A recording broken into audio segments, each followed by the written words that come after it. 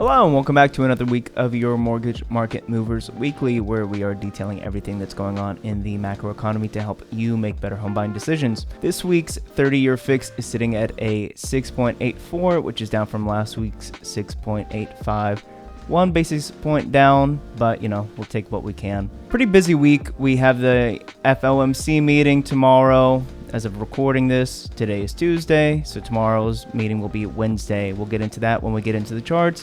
Also, just big geopolitical events going on, so we're going to take a look at everything that may be impacting the 30-year fixed and the mortgage interest rates. So let's get into the charts. We're back over at the U.S. 10-year yield. If you're not familiar, this is what we use as a proxy for the 30-year fixed mortgage interest rate. This is not the interest rate, however, it lets us know are things heading down or up. All right. As of recording this, it looks like the yield is heading down, which if we take a look at the bond market, people are buying into bonds. So we saw a little bit of a rally here. Small little rally, but still one. This looks like it was from Friday, June 6th to June 12th in the bond market. We can see this corresponding drop in the interest rate. However, it wasn't enough to really get past this little area where the rate had been holding steady. This was about 4.34. Let's see. We'll bring it up here. 4.354. And then really we couldn't get too much past 4.362.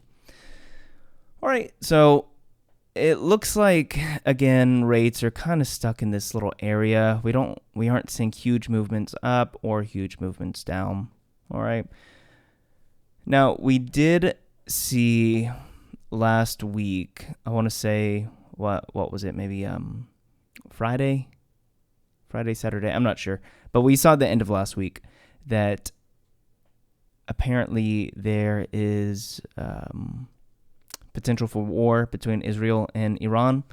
And I want to say that is, I don't think the bond market responded well to that. We see this big candle right here, this green one, which means that the bond market took a little bit of a hit, which that would have been Thursday.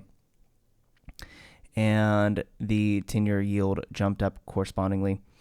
Now, since then, we have moved down, and really, it's kind of up in the air what's going on with that. I'm not going to get too into geopolitical matters. However, this does impact the rate. It does impact the U.S. stock and bond market, which is, of course, going to impact the 30-year fix. So it's something to keep an eye on. It's something to see what develops from this. Are we going to see the U.S. get involved? Are we going to see things fizzle out? It seems like the market is a little bit more hopeful that things fizzle out. We didn't see this just dramatic drop-off. We did see the U.S. equity market, the stock market, have a drop-off. However, it has since rebounded. It wasn't enough to really push things to the downside, nor was it enough to push the bond market to the downside. So really, we just had to see how that develops. Now, let's get over and look at the economic events. Right now, we have the G7 meetings. One of the things that happened, I want to say overnight. Yeah, I think it was overnight, Monday night. Trump stepped out from the G7 meetings. I believe Bezant is taking his place. However, the U.S. equity markets, the stock market did not like that. So that sent markets into a little bit of a tizzy. But as of recording this, really things are not bad. As you could see on the 10-year yield, we are down for the day. So rates have improved somewhat as of recording this Tuesday. Last week, we had CPI and PPI numbers, which were really good, surprisingly. So we saw that inflation is not creeping up, at least not as expected. And it looks like this is super good news. The market really liked that. That's going to help the bond market as well as the U.S. stock market. And we really just had to see how this develops. Unemployment, it wasn't terrible. Like I said, inflation really isn't doing too much.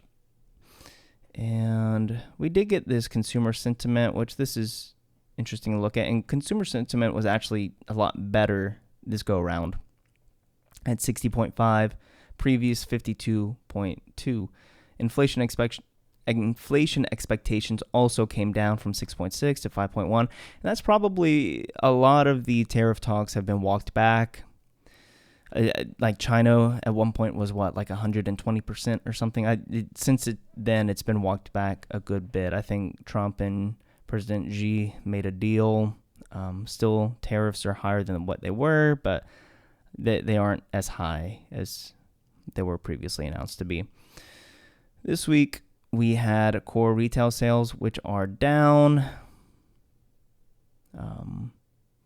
We also have tomorrow we'll have unemployment claims, but really the big deal is the FOMC meeting. And this is the meeting where Jerome Powell, the Fed is going to get together and decide if they're going to do a pause or a cut. And I don't think I have it up, but the odds that it's going to be a pause are like 90%. So we can expect a pause in the federal funds rate. I want to say that so far the market is pricing in 2 rate cuts that are to be later, that are going to come later this year. So we'll have to see how that develops. But the big deal, really, because everyone expects there to be a pause, so that's not going to be that big of a deal. Economic projections, that's going to be important. And really, it's this FOMC press conference at 4 o'clock Wednesday, June 18th, that's going to be important. We want to see what Jerome Powell has to say about the economy, given that inflation doesn't seem to be creeping up, and the labor market seems to be holding on decently. We want to see what Jerome Powell has to say about all this. Does the Fed feel the need to cut rates at all? Do they think that it would be best to hold rates? We know that Donald Trump has been calling for rate cuts for a while, like since the beginning of the year. Really, since he's been in office, he's been calling for rate cuts. So, luckily, the Fed is an independent entity. So, really, it's not what Donald Trump wants. It's what the Fed thinks is going to be best. We have housing starts also on Wednesday and building permits. So we want to see how that's going. Our new buildings being developed. And that's really it for next week. Like I said, the 30-year fix sitting at a 6.84, down 1 basis point from last week's 6.85. Hopefully we see that continue to drop.